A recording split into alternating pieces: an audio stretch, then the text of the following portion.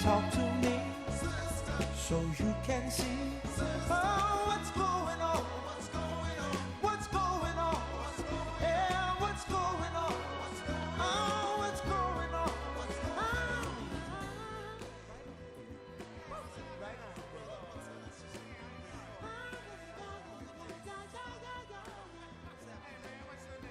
Welcome to the Will and Willie Show pre-election special brought to you by Lefty O'Doul's Margarita Mix and Bloody Mary Mix.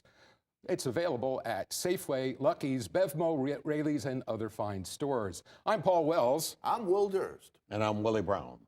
And we're here a couple of days, about 10 or so, before the election. It's on coming Tuesday, up. November 6th. The debates are all done, and we're looking at the three. Romney is all agreed that he won the first. Obama came back in the second. Made me wonder if the first one was rope-a-dope. And then the third one happened earlier this week. So, And then it appears that Romney was rope-a-dope. Or maybe it was without the rope. without the rope. Just the dope. Was it enough rope? Yeah. So who took this series and why? Well, I think that it's probably very clear that of the four debates, clearly the vice president vanquished his kid opponent. And clearly in the first debate, Mr. Obama, as Will Durst has so cleverly said, didn't attend. In the other two debates, Mr. Obama absolutely wiped out Mr. Romney. In the last debate, which was the one involving foreign policy, Mr. Romney's concept and understanding of foreign policy equal that of my grandmother. She died in 57. And you're talking about today. She died in 50 years. 55 years ago. Yeah, Romney looked out of his league last night. He actually had kind of a scared look, not a deer in the headlights, but not lost, but it was kind of, where are you going with this? And it didn't come up. And then he fell into the trap. Well, we have less ships than we had. The Navy has less ships than it had in 1916. And Obama just stared at him and said, yeah, you know what else we got less of? Horses and bayonets. Yeah, not too many buggy whips either. And I think this debate is going to be remembered for that riposte, that exchange. It'll be known as the horses and bayonets debate. And all you could see was Romney saying, oh my God, what did I do? What was the point in that anyway? Because of the idea of foreign policy doesn't hinge on how many ships you have. Well, but in this case, the question was around how much money you make available to the military. And a big issue is Mr. Romney indicated that he intends to make about a third more in the military budget than's been requested by the military. And Mr. Obama, of course, says every year he has increased the amount of money, or his administration has increased the amount of money that the military is needed, but it's been on an as-needed basis like every other person involved in the budget process. Mr. Romney was trying to play to the veterans and play to the military people by saying, I'm going to give you more money. And he was also obviously talking to Dick Cheney, who's got to deal with that outfit for years that have been using most of the money. Halliburton's $18 towels. You got it. And also, I think the Obama people knew that he was going to do something like this because one of Romney's military advisors is the former Navy secretary. And I guess this is a statement that he has used over and over and over again, that we have less ships than we had in 1916. And so they looked like they were prepared for it because that didn't come out of anywhere. That was a nail gun. That was a nail gun to the forehead. And I think, Axelrod or Pluff or whoever was running it, they had prepared Obama for that. But it wasn't as good as the second debate when Romney fell into the Benghazi tiger trap. You said that there wasn't a terrorist attack until 2 weeks afterwards, and then they got into a little tete-a-tete and then a little mano-a-mano, and then Obama said, please proceed, Governor. And he knew something was up because if you remember right after that, he went, and he stumbled because he knew that, all the alarm bells were ringing. I think I'm going into a trap. And then Candy Crowley said, no, he actually said that. I was there. And he's not used to having the help speak out of turn like that. And that was the end of Romney's performance in that debate. It was like the nail in the coffin. Yeah. He really just knew that he couldn't trust anything else he had been told to do, because obviously he had been misled. His people didn't prepare him for what was obvious. And the Obama people, actually in the Spin Doctor, shortly after that debate, actually had the clip that they were showing. They didn't just have a talking head saying this occurred. They actually had the clip. So there had to have been some anticipation that he would take that giant step. And he took that giant step and he went right off the cliff. Mm-hmm. And then there's the first debate. And Obama, 70 million Americans, my line is 70 million Americans tuned into the first presidential debate between Mitt Romney and Barack Obama. Unfortunately, President Obama was not one of them.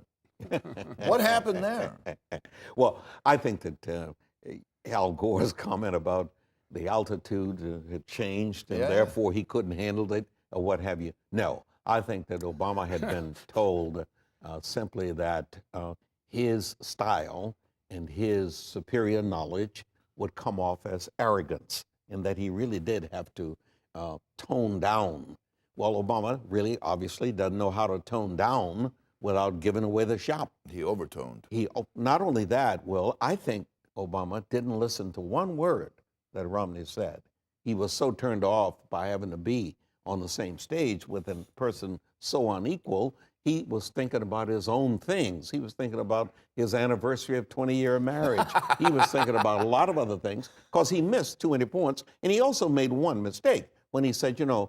Romney and Governor Romney, we don't disagree too much on Social Security. Well, obviously they do disagree on Social Security. That means he was not concentrating at all, and he never did concentrate. All the opportunities he had to point out the lying that was being done on the stage by Mr. Romney, he didn't do it. And that was simply because he didn't hear him. Also, I think he couldn't believe what was coming out of Romney's mouth. Because Romney, suddenly he didn't have a tax cut. I don't have $5 trillion in taxes. Well, yes, you do. You said 20% across the board to everybody for 18 months. And all of a sudden, I'm in favor of pre-existing conditions. No, you were never in favor. And they actually came out afterwards. And his people said, they walked it back. No, well, he's, not really. And he said he made pre-existing conditions for people who already have health care. What are you talking about? Yeah, and I think Obama could not look at him because, he was worried about the sighing falling into the Al Gore sigh trap.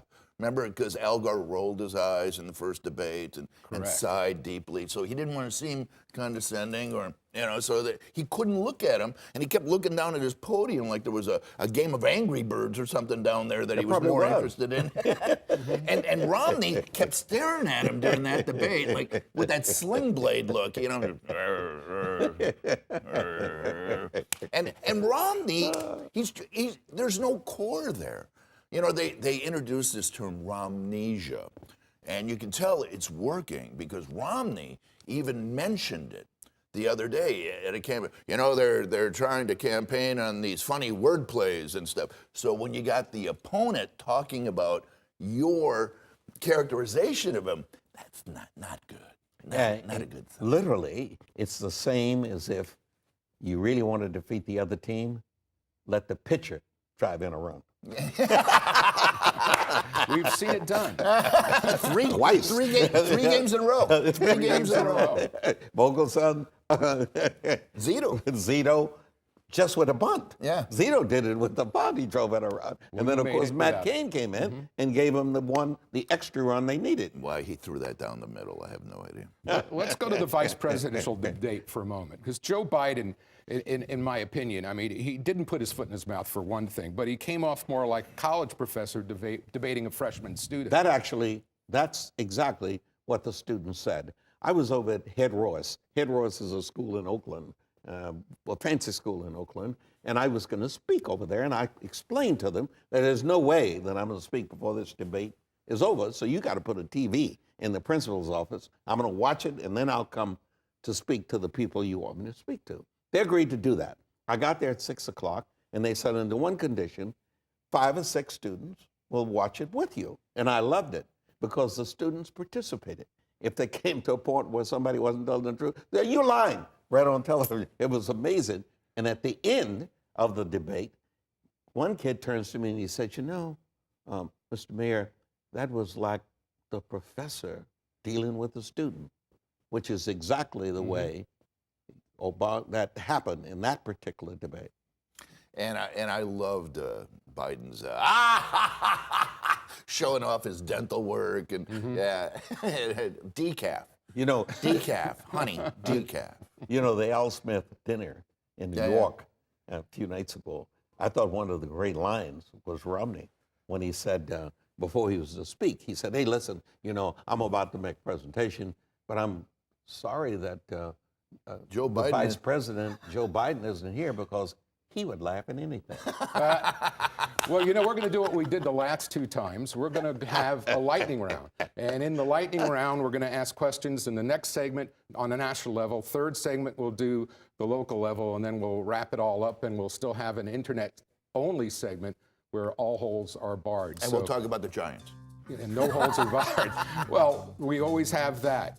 I'm Paul Wells here with Will Durst and Willie Brown. It's the Will and Willie Show, and we'll continue our pre-election special in just a few moments. Stay with us. We have a lot of show to do here today.